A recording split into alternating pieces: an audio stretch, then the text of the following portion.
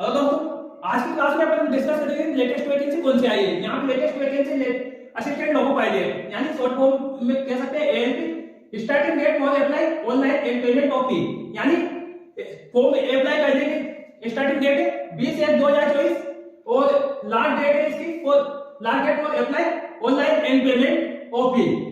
यहाँ पे last date है इसकी अप्लाई करने की 19 फरवरी 2024 को और रात की 11:59 तक इसकी लास्ट डेट है। तो आरआरबी कौन से आरआरबी में कौन कितनी वैकेंसी है और कौन सी जोन से और किस कैटेगरी में कितनी पोस्ट है, ये अपन डिटेल से देखते हैं यहाँ पे।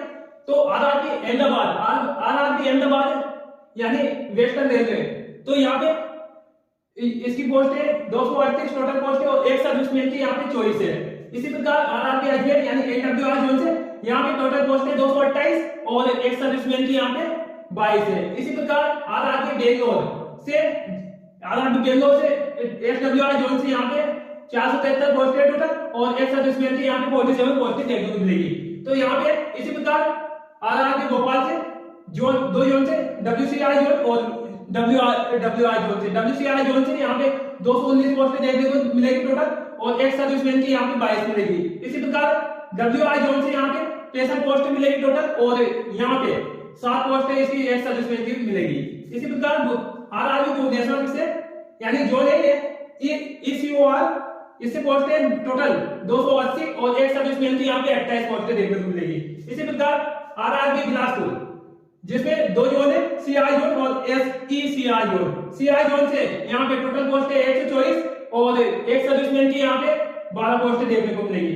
इसी प्रकार यहाँ पे एसईसीआर जोन से टोटल पोस्ट है 1192 और यहाँ पे एक सर्विसमैन की 119 पोस्ट है। तो सबसे ज्यादा पोस्ट यहाँ पे बिलासपुर से देखने को मिलेगी। तो इसी प्रकार आरआरबी चंडीगढ़ से एनआई जोन से टोटल पोस्ट है 66 और एक सर्विसमैन की 6 है यहाँ पे। इसी प्रकार आरआरबी चेन्नई से एसआई जोन से मिलेगी, यहाँ पे एसआई जोन से 148 पोस्ट है और एक सर्विसमैन की 15 पोस्ट देखने को मिलेगी। इसी प्रकार आरआरबी गोरखपुर से तो यहाँ पे जोन है एनईआर, तो इससे पोस्ट मिलेगी देखने को 43 पोस्ट देखने को मिलेगी और क्या नाम से एक सर्विसमैन की 4 पोस्टें मिलेगी यहाँ पे। इसी प्रकार आरआरबी गुवाहाटी यानी ए नेपाल जोन से इससे मिलेगी यहाँ पे 62 पोस्ट है टोटल और 6 पोस्ट यहाँ पे एक सर्विसमैन की मिलेगी। इसी प्रकार यहाँ पे जम्मू श्रीनगर आरआरबी जम्मू श्रीनगर यानी एनआई जोन से टोटल पोस्ट है 39, यहाँ पे टोटल पोस्ट है 39 है और एक सर्विसमैन की 4 पोस्टें देखने को मिलेगी।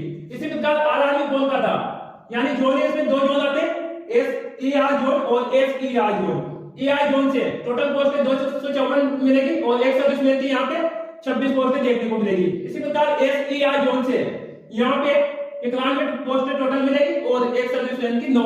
माल्टा आरआरबी माल्टा के अंतर्गत दो जोन आते हैं, तो एआई जोन है एक एसीआई जोन से। एआई जोन से टोटल पोस्ट है 161 और एक सर्विसमैन की पोस्ट है यहाँ पे 16 मिलेगी। इसी प्रकार एसईआर पोस्ट एसीआई जोन से तो यहाँ पे टोटल पोस्ट 56 मिलेगी और एक सर्विसमैन की यहाँ पे 6 पोस्टें मिलेगी। इसी प्रकार मुंबई आरआरबी मुंबई से इसमें 3 जोन आते हैं एससीआई जोन और डब्ल्यूआई जोन और सीआई जोन। तो यहाँ पे एससीआर जोन से टोटल पोस्टें 26 मिलेगी और एक सर्विसमैन की 3 पोस्टें मिलेगी यहाँ पे। इसी प्रकार सेकंड जोन है इसमें डब्ल्यूआई जोन के अंदर टोटल पोस्ट है यहाँ पे 110 पोस्ट है और एक सर्विसमैन की 11 पोस्टें मिलेगी।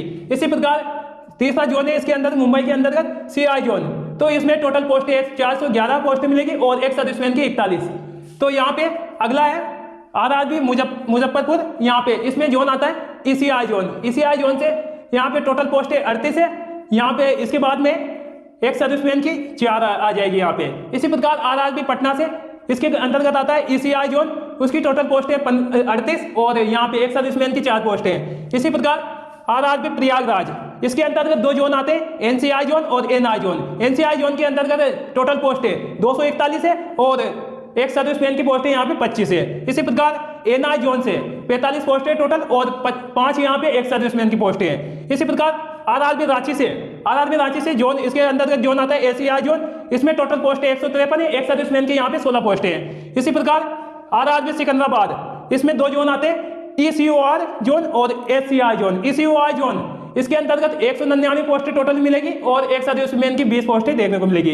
इसी प्रकार यहाँ पे SCI जोन से टोटल पोस्ट है 559 और 56 पोस्टें यहाँ पे एक सर्विसमैन की मिलेगी।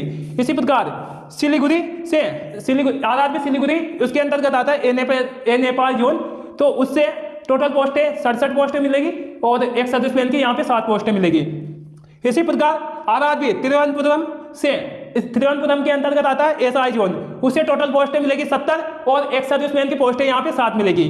तो टोटल पोस्टें होगी अपने पास यहाँ पे जनरल की पोस्टें 2499 हो जाएगी और SC की पोस्टें यहाँ पे 804 हो जाएगी और ST की पोस्टें 482 और उसके बाद में OBC की पोस्टें 1351 हो जाएगी और EWS की टोटल पोस्टें 560 हो जाएगी और जो टोटल पोस्टें कुल तो यहाँ पे 5696 पोस्टें उसके ऊपर वैकेंसी आई हुई है और एक सर्विसमैन की यहाँ पे जोड़ते हैं तो 572 टोटल पोस्टें एक सर्विसमैन की हो जाए। यहाँ पे देखते हैं अपन रिक्वायरमेंट प्रोसेस। फर्स्ट स्टेज यानी CBT 1 होगा, उसके बाद में सेकंड स्टेज है CBT 2 आएगा और उसके बाद में थर्ड स्टेज है यहाँ पे कंप्यूटर बेस्ड एप्टीट्यूड टेस्ट होगा। उसमें अपनी क्या नाम से चौथा है यहाँ पे डॉक्यूमेंट वेरिफिकेशन यानी DV बोल सकते हैं, डॉक्यूमेंट वेरिफिकेशन चौथे स्टेज में डॉक्यूमेंट वेरिफिकेशन होगा। उसके बाद में पांचवें स्टेज में मेडिकल होगा कि कौन सी क्या फिटनेस है और आंखों जो भी है ये आंखों का टेस्ट जो भी होगा। और उसके बाद में एग्जामिनेशन फीस कितनी है ये अपन डिस्कस करेंगे। जैसे सभी कैंडिडेट जनरल कैटेगरी कैंडिडेट की 500 रुपये फीस है। उसके बाद में SC ST OBC और एक सर्विसमैन और उसके बाद में फीमेल और ट्रांसजेंडर EBC और EWS उसकी 250 फीस रखी गई है। इसके बाद में एज लिमिट देखते हैं अपन, एज लिमिट क्या है यहाँ पे, तो 18 से 30 ईयर्स होना चाहिए एज लिमिट यानी। और ST SC OBC वालों को अलग से रिजर्वेशन दिया हुआ है यहाँ पे, तो OBC वालों को 3 साल की छूट दी हुई है और ST SC को 5 साल की छूट दी हुई है। तो यहाँ पे जनरल की तो उसके 2 जुलाई 2094 से 2 जुलाई 1994 से यहाँ पे होना चाहिए इसकी, इससे पहले वाली एज नहीं होना चाहिए। और उसके बाद में OBC की 2 जुलाई 1991 से पहले वालों को नहीं लेंगे और उसके बाद में ST SC वालों को यहाँ पे 2 जुलाई 1989 इससे पहले की जन्मतिथि वालों को नहीं लेंगे इसमें। तो यहाँ पे लोअर लिमिट यानी कम से कम एज कितनी होनी चाहिए, तो यहाँ पे 1 जुलाई 2006 से बाद वालों को इसमें फॉर्म भरने की अनुमति नहीं है। तो यहाँ पे इसके बाद में अपन देखते हैं एजुकेशन क्वालिफिकेशन कौन से है यहाँ पे, तो कैंडिडेट शुड प्रोसेस मैट्रिकुलेशन या इसमें दे रखा है SSLC और प्लस में साथ में दे रखा ITI और किसी भी रिकॉग्नाइज्ड इंस्टीट्यूशंस ऑफ NCVT या SCVT इन रिलेवेंट ट्रेड्स। तो यहाँ पे मैट्रिकुलेशन होना चाहिए किसी भी, और उसके बाद में किसी भी मान्यता प्राप्त संस्था से ITI की हुई होना चाहिए। साथ में दे रखा यदि कोई ने डिप्लोमा किया हुआ है या इंजीनियरिंग डिग्री की हुई है तो वो भी फॉर्म अप्लाई कर सकते हैं और अपना एग्जाम दे सकते हैं।